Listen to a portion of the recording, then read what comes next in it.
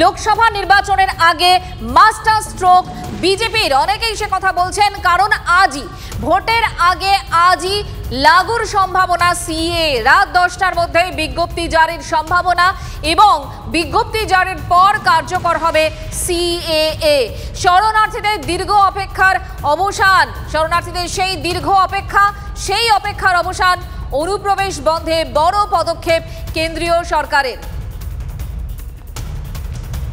এই মুহূর্তে আমাদের সঙ্গে রয়েছেন আমাদের প্রতিনিধি জ্যোতির্ময়, আমাদের সঙ্গে রয়েছেন দীপঙ্কর রয়েছেন এবং সৈকত বসুও রয়েছেন। সকলের সঙ্গে কথা বলবো। সবার আগে খবরটা এই মুহূর্তে একটু বিস্তারিতভাবে জানতে চাইবো জ্যোতির্ময়ের কাছ থেকে। জ্যোতির্ময়, দেখো, যে খবর আমরা সূত্র মারফত পাচ্ছি তা হচ্ছে আজ সন্ধে বা রাতের মধ্যে সিএএ যে ফ্রেম তা সম্পূর্ণভাবে সামনে চলে আসবে, অর্থাৎ তার যে বিজ্ঞপ্তি জারি হয়ে যাবে, তার যে রুলস রয়েছে সেই রুলস ফ্রেম হয়ে যাবে এবং যাবতীয় রেগুলেশনস জানিয়ে দেওয়া হবে বলে সূত্র মারফত আমরা খবর পাচ্ছি। স্বয়ং কেন্দ্রীয় স্বরাষ্ট্রমন্ত্রী অমিত শাহ, কেন্দ্রীয় স্বরাষ্ট্র মন্ত্রকের প্রতিমন্ত্রী নিশীথ প্রামাণিক, রাজ্যের বিরোধী দলনেতা শুভেন্দু অধিকারী, রাজ্য সভাপতি সুকান্ত মজুমদার, এমনকি একাধিক ক্ষেত্রে আমরা দেখেছি যে অন্যান্য বিজেপি নেতৃত্ব তারা বারবার ধরে দাবি করেছেন যে নির্বাচনের আগেই বলবৎ হতে চলেছে সিএএ। যেটা গুরুত্বপূর্ণ বিষয়, সূত্র মারফত যে খবর আমাদের কাছে আসছে, লক্ষ্য একটাই বা সন্দেহের জায়গা একটাই রয়েছে, সিএএ রুলস ফ্রেম করার পরে পরবর্তী ক্ষেত্রে রাজ্য সরকার বা রাজ্য প্রশাসনের কাঠামোকে ব্যবহার করেই সেই রুলসকে বাস্তবায়িত করতে হবে। এক্ষেত্রে যেটা একটা প্রশ্নের জায়গা অবশ্যই থেকে যাচ্ছে যে পশ্চিমবঙ্গের মতো রাজ্য, যেখানে বিরোধী শাসিত রাজ্য এবং তৃণমূল নেত্রী মমতা বন্দ্যোপাধ্যায় সরাসরিভাবে তিনি সিএর বিরোধিতা করছেন, সেক্ষেত্রে যদি রাজ্য প্রশাসন সহযোগিতা না করে, তাদের পক্ষ থেকে যদি কোঅপারেশন না পাওয়া যায়, তাহলে কি এক্ষেত্রে সিএর সঠিক বাস্তবায়ন সম্ভব? সূত্র মারফত যে খবর আসছে, এটা যেমন একটা দিক, আরো একটা খবর পাচ্ছি আমরা এই মুহূর্তে, প্রধানমন্ত্রী নরেন্দ্র মোদী আজ একটা বড় ঘোষণা করতে পারেন। সেটা কি সিএ সংক্রান্ত নাকি অন্য কিছু? খবর পাচ্ছ? একদমই জাতির উদ্দেশ্যে ভাষণ দিতে পারেন প্রধানমন্ত্রী নরেন্দ্র মোদী এবং অবশ্যই যেহেতু সিএএ রুলস আজকেই ফ্রেম হয়ে যাবে বলে একটা আবহ তৈরি হয়েছে, সেক্ষেত্রে মনে করা যেতেই পারে বা সম্ভাবনা সবথেকে প্রবল যে স্বয়ং প্রধানমন্ত্রী নরেন্দ্র মোদী এই বড় ঘোষণা করতে চলেছেন। এবং অবশ্যই যে কথা আমি বলছিলাম যে গুরুত্বপূর্ণ দিক থাকবে কেন্দ্রীয় সরকারের আধিকারিকদের দিয়ে বা কেন্দ্রীয় সরকারের যে কাঠামো রয়েছে তাকে ব্যবহার করে এই সিএএ রুলসকে জ্যোতির্ময়, তুমি আমাদের সঙ্গে থাকো। আমাদের নিউজ এডিটর সৈকত বসু আমাদের সঙ্গে রয়েছেন। সৈকত, তোমার কাছ থেকে একটু বুঝে নেওয়ার চেষ্টা করব এই সিএ আসলে কি, এবং এটা বারবার আমরা দেখেছি তৃণমূল কংগ্রেস এর বিরোধিতা করে এসেছে। আমাদের রাজ্যের ক্ষেত্রে অন্তত বাংলায় এর কি প্রভাব? হ্যাঁ, বাংলায় এর কি প্রভাব বলবার আগে আমি এই সিএএটা ঠিক কি একটু বলে নিই যে 2019 সালে আমাদের যে নাগরিকত্ব আইন, সেই নাগরিকত্ব আইনটাকে একটা সংশোধন করা হয়েছিল। এই নাগরিকত্ব আইন আমাদের দেশে প্রথম চালু হয় 1955 সালে। এই যে নাগরিকত্ব আইন, সেই নাগরিকত্ব আইনে ভিন দেশ থেকে আসা নাগরিকদের এখানে বসবাসের অধিকার দেওয়ার কথা বলা হয়েছিল, নাগরিকত্ব দেওয়ার কথা বলা হয়েছিল। কিন্তু 2019 সালে এনডিএ সরকার যে নাগরিকত্ব আইনের যে সংশোধন আনে, তাতে কতকগুলো গুরুত্বপূর্ণ দিক ছিল। এই গুরুত্বপূর্ণ দিক কি না, 3টি প্রতিবেশী দেশ অর্থাৎ পাকিস্তান, বাংলাদেশ এবং আফগানিস্তান, এই 3 দেশ থেকে ধর্মীয় কারণে, ধর্মীয় অপ্রেশনের কারণে যে সমস্ত নাগরিক, সে দেশের নাগরিক ভারতে এসে আশ্রয় চাইবেন, তাদের নাগরিকত্ব দেওয়ার কথা বলা হলো। 6টি ধর্মকে নির্দিষ্ট করে দেওয়া হলো, ওই 3টি দেশে যারা ধর্মীয় সংখ্যালঘু। এই 6টার ধর্ম কী কী না, একটা হচ্ছে হিন্দু, খ্রিস্টান, বৌদ্ধ, জৈন, পার্সি এবং শিখ। এদের ক্ষেত্রে বলা হলো যে 1955 সালের যে নাগরিকত্ব আইন, সেই নাগরিকত্ব আইনের কিছু রিল্যাক্সেশন করা হবে, তারা সহজে নাগরিকত্ব পাবেন। আমরা জানি যে বাংলাদেশ থেকে প্রচুর নাগরিক, বাংলাদেশি নাগরিক আমাদের দেশে, এই রাজ্যে এসে বসবাস করে, তারা থাকে। ফলে সেই বাংলাদেশি নাগরিকরা যারা এই বাংলায় চলে এসছেন, ওপার বাংলা থেকে এই বাংলায় চলে এসছেন, তাদের নাগরিকত্ব পাওয়াটা অনেক বেশি সহজ হলো। ফলে আমাদের রাজ্যের নিরিখে এই সিএএ অত্যন্ত একটা গুরুত্বপূর্ণ ভূমিকা পালন করবে। সৈকত, আরও একটা বিষয়, এই যে 2014 31 ডিসেম্বর পর্যন্ত কাট অফ ডেট যেটা রয়েছে, তাতে পর্যন্ত কতজন শরণার্থী সেক্ষেত্রে এসছেন, তার কোনো হিসেব কি আদৌ রয়েছে? না, এটা তো একটা প্রক্রিয়ার মধ্যে দিয়ে যেতে হবে। এই সিএ এর বিধি তৈরি হওয়ার পরে রাজ্য সরকার তার যে প্রশাসনিক কাঠামো আছে সেই প্রশাসনিক কাঠামোর মাধ্যমে নির্ণয় করবেন যারা এসেছেন এবং এদেশের নাগরিকত্ব পেতে চান তাদের একটা পোর্টাল খুলে দেওয়া হবে।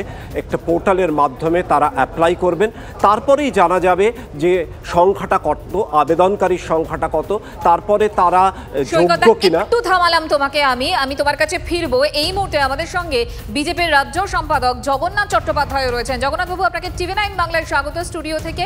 এই মুহূর্তে আপনার সঙ্গে মঞ্জিরা রয়েছে। নমস্কার জগন্নাথবাবু, এটা একটা অবশ্যই বড় পদক্ষেপ এবং এটা কি আজকে থেকেই লাগু হচ্ছে?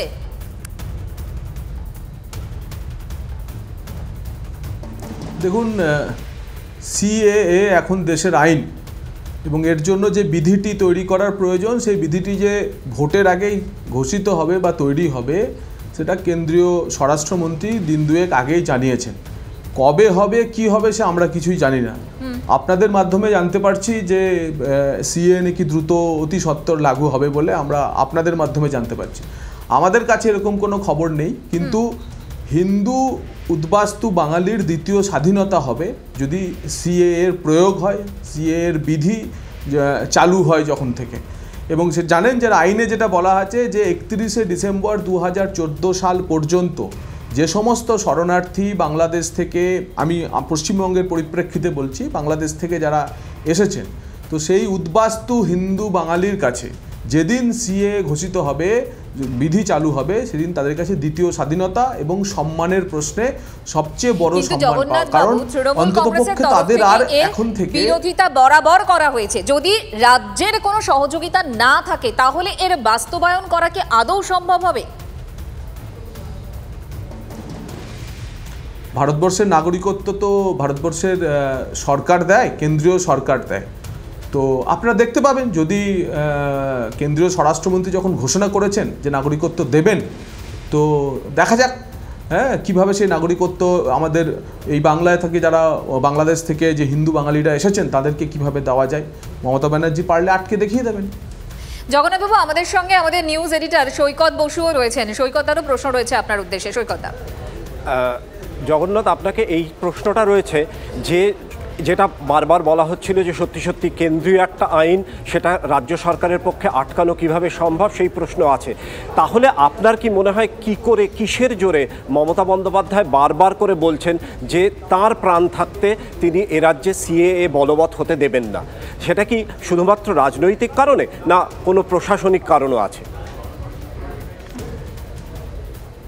দেখুন, সিএ এর ক্ষেত্রে মমতা বন্দ্যোপাধ্যায় এটা হয়তো বলছেন এই কারণেই, কারণ নাগরিকত্ব দেওয়ার প্রশ্নে নাগরিকত্বের শংসাপত্রটি দেন সংশ্লিষ্ট জেলার জেলাশাসক।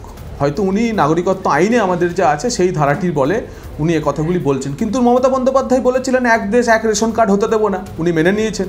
মমতা বন্দ্যোপাধ্যায় বলেছিলেন যে পিএম কিষাণ সম্মান নিধি আমি মানব না, উনি মেনে নিয়েছেন। মমতা বন্দ্যোপাধ্যায় বলেছিলেন আধারের সঙ্গে ব্যাঙ্ক কার্ডের সংযুক্তিকরণ মানব না, এখন 100 দিনের কাজে জব কার্ডের সঙ্গেও আধার উনি মেলাচ্ছেন, ব্যাঙ্ক আর আধারের সংযুক্তিকরণও হয়েছে। তো মমতা বন্দ্যোপাধ্যায়ের উপর, একটি অঙ্গরাজ্যের মুখ্যমন্ত্রীর উপর একটি যুক্তরাষ্ট্রীয় এত বড় ভারত যুক্তরাষ্ট্রের আইন তা তো বদলাতে পারে না। দ্বিতীয় যেটা হচ্ছে, আপনারা যা বলছেন যদি বিধি দ্রুত লাগু হয়, ওই বিধির মধ্যেই সব লুকিয়ে আছে। একটু অপেক্ষা করুন, বিধিটা চালু হতে দিন। আমাদের স্বরাষ্ট্রমন্ত্রী তো বলেছেন যে খুব দ্রুত সেই বিধি চালু হবে। ওই বিধি চালু হতে দিন, ওই বিধির মধ্যে সমস্ত রহস্য লুকিয়ে থাকবে। সৈকতবাবু, আপনাকে এটুকু আমরা ভারতীয় জনতা পার্টির পক্ষ থেকে বলতে পারি। কিন্তু বারবার যেটা বলছি যে পশ্চিমবঙ্গের উদ্বাস্তু বাঙালিকার রেফিউজি, এই কথা শুনতে হবে না। তাদেরকে সেই সম্মান নরেন্দ্র মোদীজি ফিরিয়ে দেবেন। সিএ চালু হয়েছে, বিধিও চালু হবে এবং তারাও হবেন ভারতীয় নাগরিক। আর একটা প্রশ্ন ছিল জগন্নাথ আপনার কাছে, সেটা হচ্ছে রাজনৈতিক প্রেক্ষাপটের এতে রাজনৈতিক প্রতিক্রিয়া কী হবে। যে আপনারা যদি ধরে নেওয়া যায় যে আজকেই সিএ এর বিধি চালু হচ্ছে, তাহলে আপনারা কতটা রাজনৈতিক ফয়দা তুলতে পারবেন বলে আশা করছেন আগামী লোকসভা ভোটে? সিএ এর প্রশ্নে রাজনৈতিক ফায়দা তোলার কথা আমরা কোনোভাবে ভাবতেই পারি না। আমরা হিন্দু বাঙালির অস্মিতা জাগ্রতের জন্য সিএ নিয়ে লড়াই করছি, এবং আজ থেকে নয়। আপনি জানেন যে 370 ধারায় হোক আর অনুপ্রবেশের লড়াই ভারতীয় জনতা পার্টি তার জন্মলগ্ন থেকে করছে। তাই এই ছোট ছোট রাজনীতি তৃণমূল কংগ্রেস করে, আমরা কখনো করি না। তাই আমরা রাজনৈতিক কোনো লাভের জন্য সিএ করছি না। বাংলাদেশ থেকে ধর্মীয় উৎপীড়নের কারণে যে বাঙালি শরণার্থী পশ্চিমবঙ্গে এসে আশ্রয় গ্রহণ করেছেন তাদের সম্মান ফিরিয়ে দেওয়া, তাদের নাগরিকত্ব দেওয়া আমাদের অগ্রাধিকার। এর সঙ্গে রাজনীতি বা রাজনৈতিক লাভের কোনো সম্পর্ক নেই। এবং আরও একবার বলে রাখি, আপনারা বলছেন দ্রুত সিএ লাগু হবে, কবে সিএ বিধি চালু হবে আমরা কিচ্ছু জানি না। আমরা শুধু এটুকুই জানি, আমাদের কেন্দ্রীয় স্বরাষ্ট্রমন্ত্রী বলেছেন যে ভোটের আগেই সিএ দেশে চালু হবে।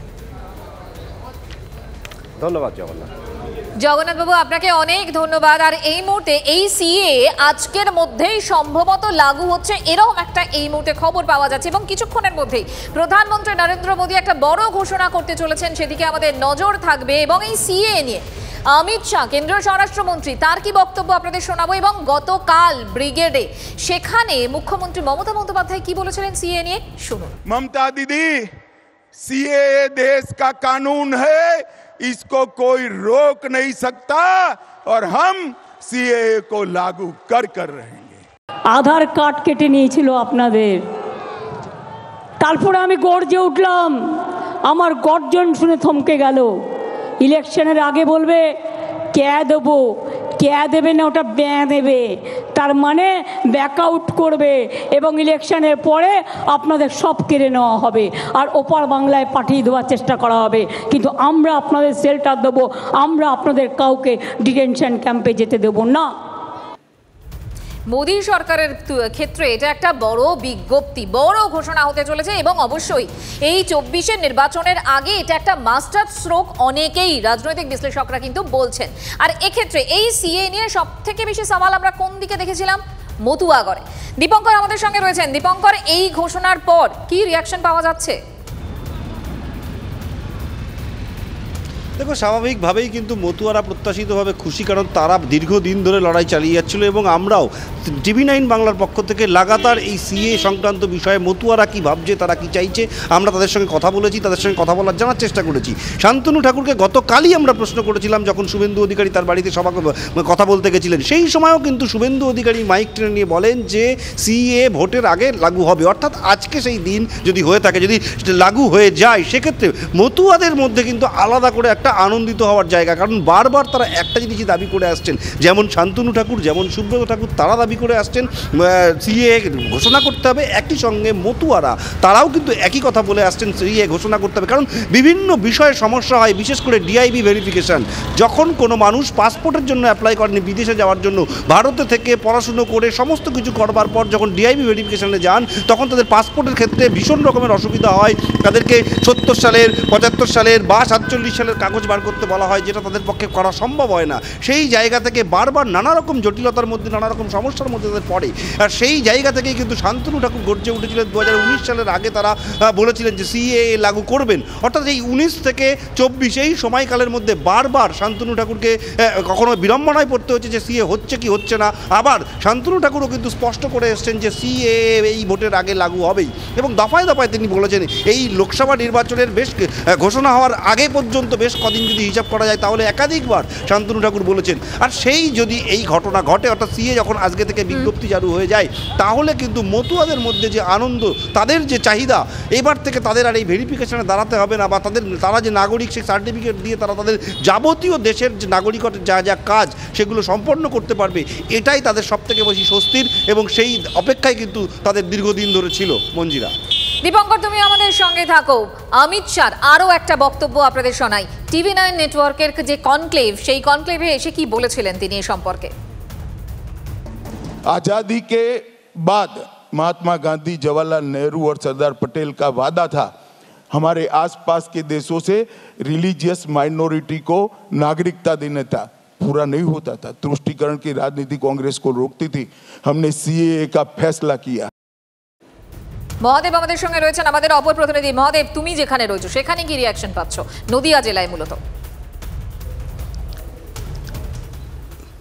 একদমই দেখো, নদিয়া জেলার বেশ কিছু অংশ রয়েছে যেখানে 40 থেকে 50% মতুয়া সম্প্রদায়ের মানুষ বসবাস করেন। পাশাপাশি কিন্তু গোটা জেলা সার্বিক যদি দেখা যায় তাহলে কিন্তু সেটা 15 থেকে 16 বা 18% মতো মতুয়া সম্প্রদায়ের মানুষরা কিন্তু বসবাস করেন।